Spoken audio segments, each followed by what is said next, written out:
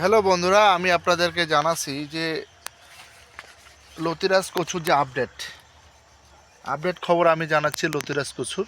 হ্যাঁ, আপনাদেরকে এই যে লতি বাইর হচ্ছে, আপনারা দেখতে পাচ্ছেন যে কীরকম করে অনেক বড় বড় বাজারজাতকরণের হারভেস্ট করানোর জন্য কিন্তু এই লতি মানে আপনার হয়ে গেছে অনেক বড়। এখন করতে হবে, কিন্তু সমস্যা যেখানে হচ্ছে মাঝে মধ্যে যে এই পানির যে সংকটটা।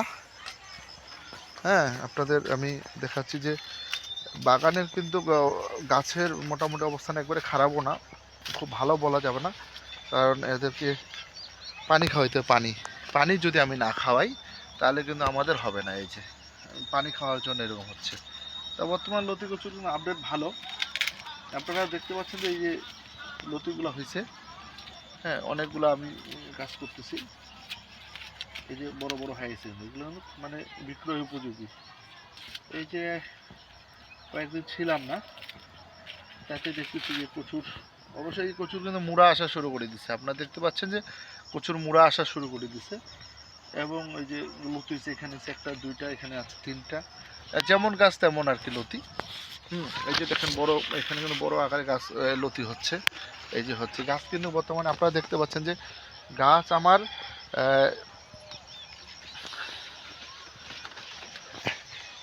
এক গলা হয় নাই এখনো, এক কোমর পর্যন্ত হয়েছে। এই যে আমি কিন্তু চেষ্টা করছি আপনাদেরকে বিভিন্ন সময় আপডেট দিচ্ছি, আপনারা যাতে এই লতিরাজ আপনারা চাষ করুন এবং পর্যাপ্ত লাভজনক একটি ফসল এই লতিরাজ।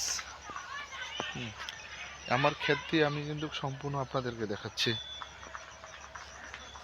তো মানুষ কিন্তু দেখেন চতুর্দিকে কিন্তু মানে ধান টান লাগাইছে, এই যে এরকম ধান টান এগুলো তুলে নেওয়া শেষ, ধান কাটি ফেলছে। আমি কিন্তু এই যে ওদের সঙ্গে কিন্তু লাগাইছি, এগুলো আমার চলতে থাকবে। এই বাইরে দেখেন। তো আমি আপনাদেরকে বিভিন্ন সময় বিভিন্নভাবে দেখাচ্ছি এই যে লতিরাজের যে আপডেট খবর বন্ধুরা, আপডেট খবর। আপনারা একটি লাভজনক ফসল দেখেন। এই যে চারা কিন্তু কোথা থেকে হবে, এইখানে এই যে এখানে কিন্তু ফাটেই বাইর হয়েছে। এই যে এগুলো মানে এইদিকে যে ঢুকে বের হতে পারি, লম্বা হয়ে গেছে, লম্বা হওয়ার কারণে ভাজা হয়ে গেছে। আর এই যে এগুলো থেকে কিন্তু চারা তৈরি হবে, এটা কিন্তু আলাদা। এইগুলো থেকে কিন্তু চারা হবে, আবার ভিতরে শিকড় থেকে হবে। বর্তমানে কিন্তু চারার চাহিদা অনেক।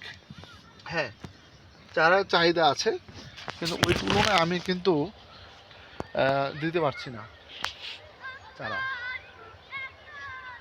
যেরকম চাহিদা আমি ওই তুলনায় চারা দিতে পারছি না। তো যারা আমার এই ভালো লাগবে এই আমার এই কচু ক্ষেতের আবাদটা, যারা চাষাবাদ করতে চান আমার কাছে পরামর্শ নিতে পারবেন। কারণ আমি অনেক দিন ধরে মোটামুটি অনেক দিন ধরে আমি এই লতিরাজ কচু চাষ করে আমি নিজেকে মনে করছি যে এই চাষাবাদটা আমি সফলতা পেয়েছি। সফলতার কারণে কিন্তু এখন আপনারাও যদি কেউ চান যে সফলতার সহিত কাজ করবেন, অবশ্যই সফলতা পাবেন আপনার এই লতিরাজ চাষ করে। কিন্তু শীতের সময় একটু মানুষ হয়তো কম করে এই লতিরাজ।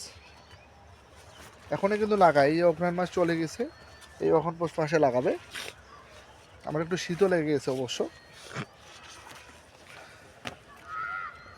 প্রচণ্ড একটি লাভজনক ফসল, মানে মন জুড়িয়ে যায় এই কচু খেতে আমার আসলেই।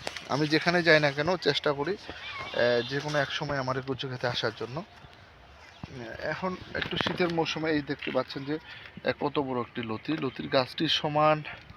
হ্যাঁ, গাছটি আর কিছু হলে গাছের সমান লতিটা হয়ে যাবে।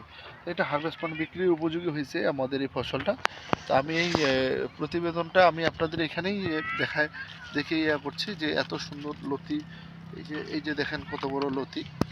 এই লতি দেখে আমি সমাপ্ত করলাম। আপনারা ভালো থাকবেন।